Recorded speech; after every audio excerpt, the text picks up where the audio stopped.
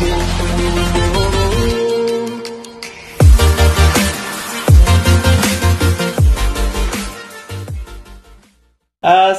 siang Pak Doni. Selamat siang Mas Agung. Sehat? Kembali lagi sehat dong. Oke, kembali lagi kita di podcast Beyond Education. Oke, hari siang ini kita akan ngobrolin apa nih Pak? Kita akan membicarakan mengenai parent as a role model. Oh, sangat menarik. Berarti tentang orang tua Pak ya? Ya, tentang orang tua. Kenapa sih Pak harus parent as role model gitu? Ya karena mungkin dari pengalaman saya ya selama 12 tahun mengelola Fikar School ini, banyak orang tua yang curhat kepada saya mengenai anak-anaknya. Pak Doni, anak saya nih ketika di rumah selalu aja membantah apa-apa yang saya katakan kepada mereka. Kenapa Bu? Ya saya nggak tahu kenapa. Pokoknya ketika saya suruh belajar, anak saya menghindar. Atau ketika saya suruh tidur malah main game. Selalu saja membantah apa-apa yang saya katakan. Oh baik Bu, ternyata anak ibu tidak mendengarkan apa yang ibu inginkan. Ya biasanya anak agak sedikit ngeyel gitu Pak ya, ada. Ya anak sedikit ngeyel itu wajar sebenarnya ya, kalau sedikit. Kalau kebanyakan, nah ini masalahnya gitu. Jadi bagaimana tuh Pak kalau anak ngeyel seperti itu? Ya, jadi ketika si ibu itu curhat terhadap saya gitu, dia menceritakan segala kendala yang ada di rumahnya. Akhirnya saya tanyakan lagi bagaimana si anak ini dari awal, dari dia kecil dibesarkan hingga dia remaja. Nah ternyata kebanyakan ketika sudah remajanya sering membantah, ini ada korelasinya ketika dia masih kecil dididik. Oh, jadi secara kronologis gitu Pak ya? Ya, ternyata ada kronologisnya. Iya. Karena sesuatu itu tidak mungkin terjadi tanpa sebab. Nah, disinilah kita harus mencari tahu sebabnya apa, akar permasalahannya apa. Karena ketika kita hanya fokus terhadap masalah, kan masalah sudah terjadi ya. Betul. Si anak ini membantah, si anak ini tidak peduli. Betul. Gitu kan. Ketika kita hanya fokus terhadap hal-hal tersebut, kita tidak dapat fokus terhadap sumber masalah. Nah, di sini saya membagi dua antara suatu respon yang terjadi berupa masalah itu dan stimulusnya. Stimulus ini apa yang menyebabkan? Nah, ternyata ketika stimulus tersebut saya cari tahu, kebanyakan memang permasalahan yang terjadi itu diakibatkan orang tua kurang dapat menjadi role model yang baik bagi anak-anaknya. Oh gitu, jadi orang tua belum bisa atau belum dapat Pak? Belum bisa atau belum dapat sih sebenarnya? Memang sebagai orang tua itu tidak ada sekolahnya ya. Ada nggak? Misalnya Mas Agung pernah mendengar gitu, sekolah menjadi orang tua. Kalau menurut saya sih karena orang tua gitu ya, jadi nggak usah sekolah lagi kali. Kenapa tuh? Iya. Jadi pilot aja butuh sekolah. Iya ya, karena jadi insinyur butuh sekolah. Karena pengalaman Pak. Pengalamannya bagaimana? Nah pertanyaannya, kalau pengalamannya jelek, betul. Ya, terus apa yang akan terjadi? Iya, sepertinya saya akan menularkan pengalaman itu. Nah itu, karena tidak mungkin kita jadi orang tua, kita tidak mau belajar. Karena ketika kita tidak mau belajar, pasti pengalaman kita di masa lalu lah yang menjadi patokan kita untuk kita lakukan di saat ini. Kalau pengalamannya bagus, alhamdulillah, apa yang kita lakukan saat ini juga bagus. Betul. Tapi ketika pengalaman kita jelek, misalnya dulu ketika masih kecil kita sering dimarahi oleh orang tua kita. Sedikit punishment, sedikit marahin gitu ya. Malah sampai fisik dipukul. Iya, seperti itu sih. Ya. Terus malah secara nggak langsung orang tua kadang kelepasan menghina si anak. Iya, saya sering dibilang ini, kamu ini malas ya. Kelihatan sih. Geng. Tapi memang secara tidak langsung itu terbayang-bayang gitu kan, nyanyian gitu ya. Iya. Ya, jadi seperti apa tuh, Pak? Karena yang namanya anak ketika dia masih usianya bisa dibilang ini ya, kecil, dia belum dewasa, otaknya itu bagaikan spons. Dia akan mudah menyerap apapun yang ada di sekelilingnya. Ya, karena memang otaknya belum berfungsi secara full capacity. Oleh karena itu dia gampang menyerap hal-hal yang ada di sekelilingnya. Betul. Tanpa adanya filter. Karena tumbuh kembang otaknya ini masih belum sempurna. Oleh karena itu ketika kita ketemu dengan anak, meskipun itu bukan anak kandung kita ya, anak-anak yang ada di sekeliling kita, kita jangan sampai mengucapkan kata-kata yang negatif. Karena kata-kata negatif itu tidak akan langsung difilter oleh mereka, malah langsung akan diserap oleh mereka. Dan takutnya ketika itu tidak ada filter lagi, misalnya dari orang-orang terdekatnya, itu akan menjadi jati diri bagi mereka. Oh, jadi orang tua yang dulunya dia ketika dia anak-anak dia dimarahin, tiba-tiba tidak ada yang memfilternya lagi, terus dia merasa bahwa memarahi anak itu sesuatu yang normal gitu ya. Hal yang wajar. Benar sekali, hal yang wajar. Jadi pengalaman itu berpengaruh seperti itu ya. Sangat berpengaruh sekali. Karena manusia itu kan kumpulan dari pengalaman yang dia serap dari usia dia anak-anak sampai usia dia dewasa. Ketika dia dibesarkan oleh cinta, insya Allah, ketika dia dewasa, dia menjadi orang yang penuh dengan cinta. Tetapi ketika dia dibesarkan dengan kebencian, insya Allah juga. Iya. Ketika dia dewasa nantinya, dia menjadi orang yang penuh dengan kebencian. Oh iya, betul. Jadi orang tua itu sebagai role model itu memang berbagai dari macam latar belakang, Pak ya. Jadi makanya ketika ingin jadi role model bagi anaknya, berarti orang tua itu harus belajar lagi gitu ya. Tepat, belajar lagi. Makanya dengan adanya Beyond Education ini, podcast ini sebagai ajang untuk kita dapat belajar tanpa harus kita membayar, kecuali kuota ya. Nah, jadi kalau misalnya gini, jadi seberapa powerfulnya sih anak itu, atau misalnya seberapa powerfulnya orang itu sebagai role model bagi anak, Pak? Sangat powerful, karena anak itu akan menangkap seperti layaknya kamera dalam menangkap gambar. Ya. Bagaimana sih ketika kamera menangkap gambar itu kan langsung terekam. Betul. Apa-apa yang ada di depan kamera tersebut. Begitupun juga anak dengan otaknya yang belum terisi full capacity, seperti memori kosong gitu. Memori kosong itu ketika dia menerima sesuatu, dia akan mudah menyerapnya karena memorinya masih kosong, belum terisi.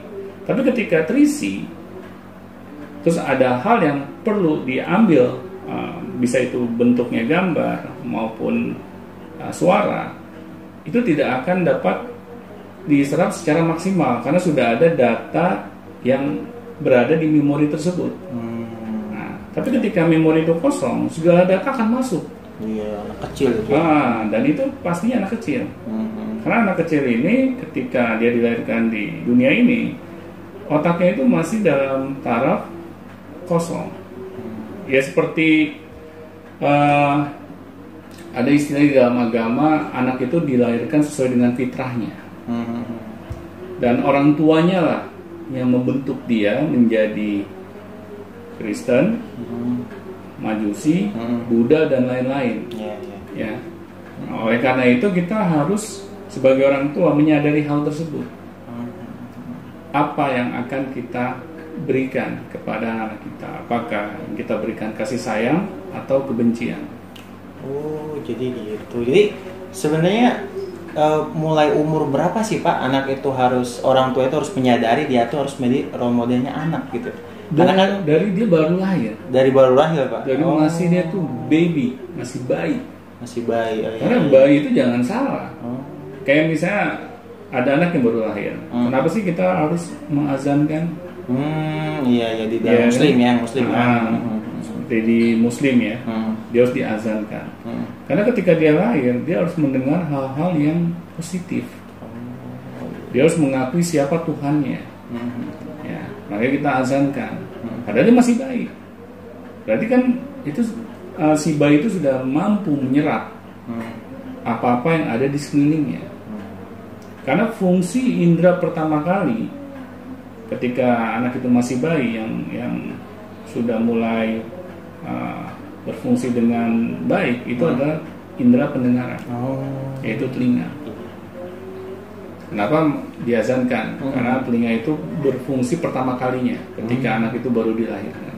Oh, berarti dari mulai lahir orang tua harus jadi role model. Iya, benar. Sedangkan zaman sekarang orang tua nggak tahu kalau misalnya kebanyakan kayak misalnya orang tua si A lah, katakan si A lah gitu, mendidik anak itu secara tidak langsung dia seperti mendidik, seperti orang tua dia mendidik dia gitu. Jadi orang tuanya tidak paham, maksudnya tidak tahu harus jadi role model dan kawan-kawannya seperti itu. Di sini memang setelah kita memutuskan menjadi orang tua, kita harus mau belajar. Iya. Ya, belajar itu bisa dari mana aja. Tidak perlu pendidikan formal untuk kita belajar.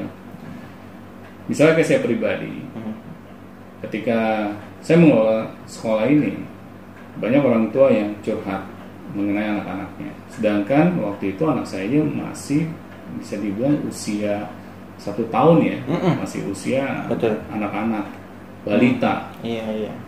Dan orang tua yang mengadukan masalah ke saya kebanyakan anak remaja. Nah, bagaimana tuh Pak? Jadi karena para orang tua yang datang ke saya kebanyakan mengadukan anak remaja, maka mau nggak mau saya harus belajar dalam menangani anak-anak remaja ini. Ya, karena saya nggak punya pengalaman pribadi, saya tidak memiliki anak remaja. Akhirnya saya harus belajar, bisa itu aja dari buku, atau dari seminar, atau dari workshop. Dan ternyata ilmu-ilmu yang saya pelajari itu bisa dipraktekkan. Ya. Di situ saya akhirnya mendapatkan manfaatnya ketika kita mau belajar. Jadi ketika kita jadi orang tua, kita harus menyadari ketika ada masalah, kita harus mencari tahu jalan keluarnya apa. Jangan ketika ada masalah kita diam saja.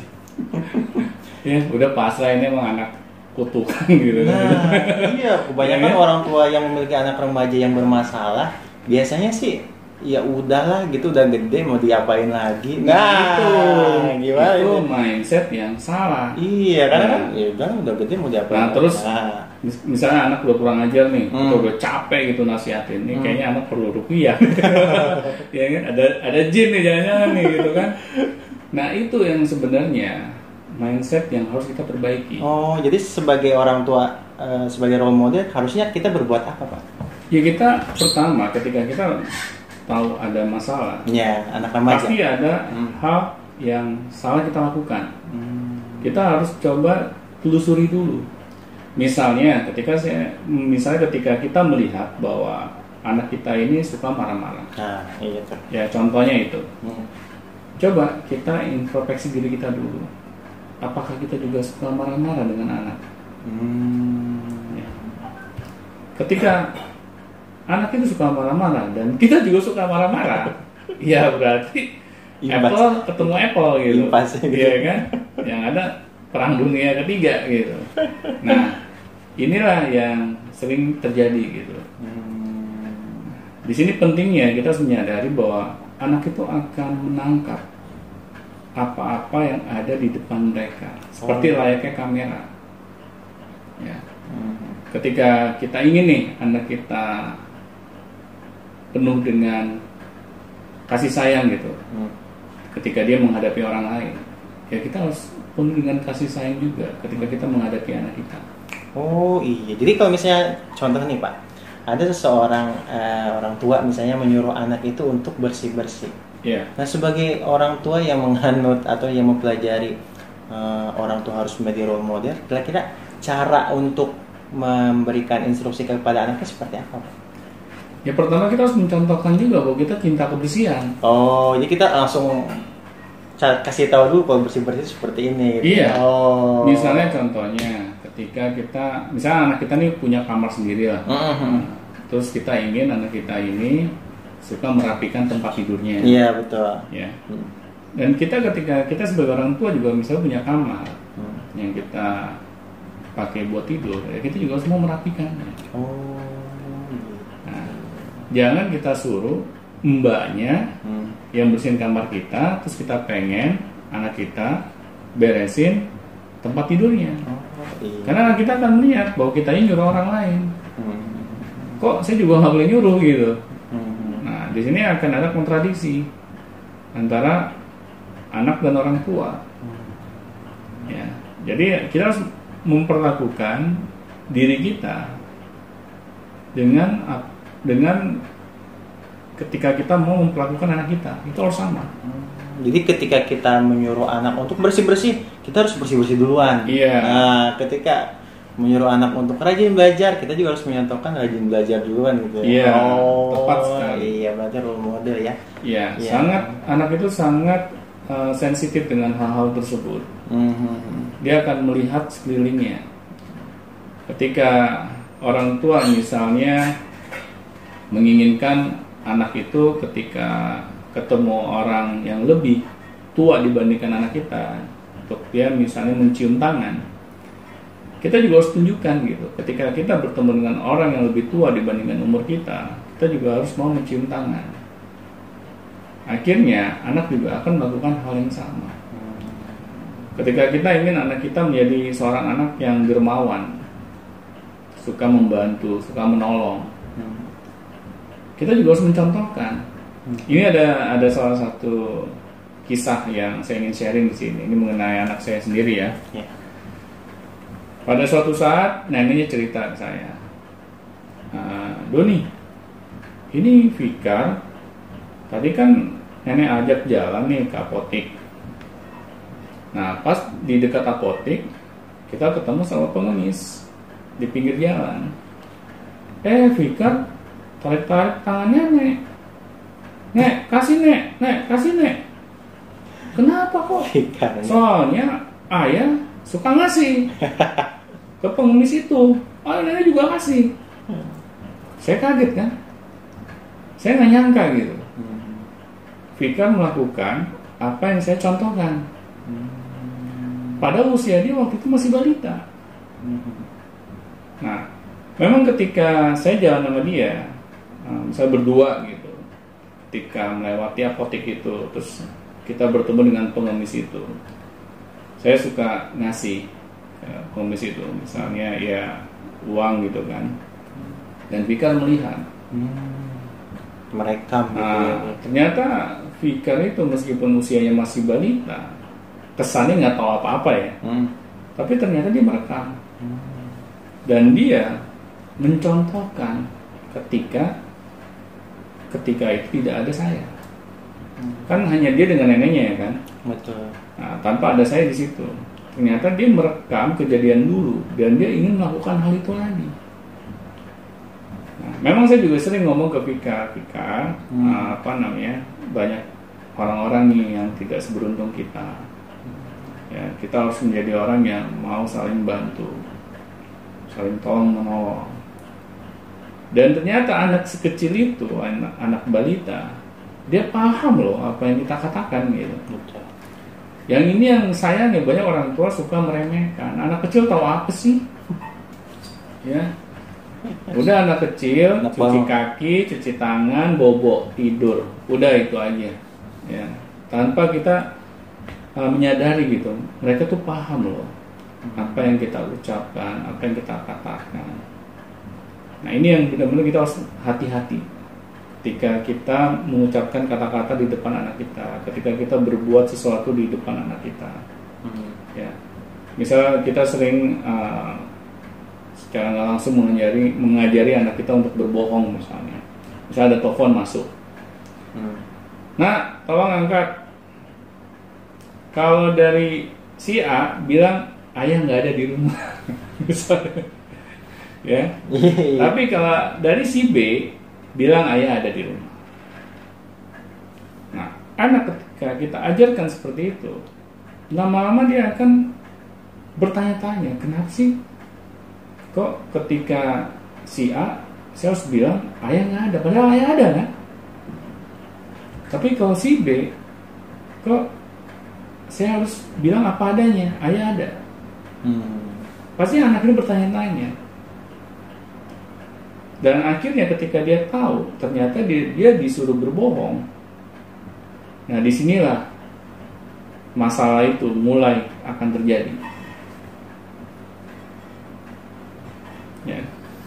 Ini yang harus benar menjadi concern kita.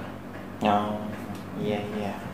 Berarti mau tidak mau ya orang tua itu harus Pak ya. Bukan mau atau tidak mau, cuma harus gitu ya. Ya, jadi kita nggak bisa ngomong nanti aja deh saya jadi role model yang baik ketika anak saya kuliah. Ya. Jadi memang harus dari kecil, dari bayi bahkan Pak menjadi role model, karena dengan seperti itu pertumbuhan anak juga bisa menjadi maksimal gitu. Menjadi maksimal, menjadi sesuai apa yang kita inginkan. Dan anak-anak juga kan banyak waktu dengan kita Pak ya. Iya, pastinya. Coba kita bandingkan anak-anak di rumah dan di sekolah. Iya. Pasti lebih banyak waktunya di rumah. Di rumah. Apalagi kalau dia masih usia anak-anak ya. Betul. Nah, kalau di atas remaja mungkin dia sudah memiliki dunianya sendiri. Nah, tapi tetap 50-50 antara di rumah dan di luar. Nah, ketika anak-anak dari kecil sudah kita berikan influence yang positif, itu akan tertanam. Database itu di dalam otak si anak. Dan itu akan memenuhi otak si anak. Ya, seperti memori yang kosong, ketika itu kita isi dan itu full, akhirnya kan yang data yang ada di dalam memori tersebut itu yang akan menjadi hal yang membuat memori tersebut tidak bisa dimasukin data lagi ya, karena sudah full. Dan anak juga sama, ketika kita penuhi data yang ada di isi kepalanya, hal yang positif, akhirnya ketika dia nanti sudah dewasa, hal-hal yang negatif itu kan sulit masuk. Karena sudah penuh hal-hal yang positif di dalam isi kepala anak tersebut. Ya. Betul. Nah, jadi sekarang kalau orang tua masih tidak mau menjadi role model, nah pertanyaannya siap nggak? Ya, masalah besar menanti kita. Oh begitu, iya. Jadi terbuka ya kita semuanya dengan pola pikir yang seperti ini sebagai as a role model gitu. Dan memang itu yang harus dilakukan gitu ya Pak. Iya, harus itu tidak ada maksudnya nanti cara aja. Lain, tidak ada cara lain nanti aja, atau misalnya pas anak udah besar lah, atau misalnya cuman pas anak kecil aja, pas gedenya enggak. Iya, itu juga bahaya. Karena ada iya. yang namanya anak sudah dewasa itu tidak perlu bimbingan orang tuanya salah. Meskipun anak kita sudah berumah tangga misalnya, tetap hubungan baik itu harus dijaga. Tapi bukan berarti kita ikut campur urusan rumah tangga anak kita. Iya. Tapi hubungan itu akhirnya dijaga terus sampai akhir hayat kita. Iya. Sampai maut memisahkan kita. Betul. Anak kita menurunkan lagi ke anaknya, menurunkan lagi sehingga menjadi generasi yang selamat. Iya. Bayangkan kita menjadi istilahnya itu penghantar pahala. Selanjutnya apa yang kita lakukan itu ibaratnya kita sebagai penghantar pahala. Ya. Karena apa yang kita tabur itu yang akan kita tuai untuk seterusnya juga. Baik, terima kasih Pak Doni. Sepertinya sudah cukup jelas ya terkait role model, dan di sini para pemirsa semuanya bisa langsung mempraktekkan ya, anehnya ya. Langsung mempraktekkan, ini nggak asal teori ini. Jadi setelah nonton podcast itu nanti aja saya belum punya masalah. Jangan nunggu masalah dulu. Jadi memang ilmu di sini itu langsung dipraktekkan Pak ya, tidak harus. Karena di sini saya nggak berbicara sebagai hanya seorang guru yang baru baca buku dan saya sharing, tidak. Iya. Saya di sini apa yang saya alami, yang saya sudah pernah praktekkan, ini yang saya sharing. Makanya sangat disayangkan kalau hanya didengarkan saja, hanya ditonton saja, tanpa kita coba praktekin. Tapi memang praktek itu tantangannya, ya karena nggak ada praktek yang mudah. Pasti praktek itu butuh effort, butuh usaha yang maksimal dari diri kita. Tapi insya Allah ketika kita mau praktekannya, kebaikan juga akan menghampiri kita. Oke, baik, terima kasih Pak Doni. Baik, sama-sama, semoga bermanfaat ya. Sampai jumpa lagi dan sampai ketemu lagi di Beyond Education Podcast. Baik, sampai jumpa.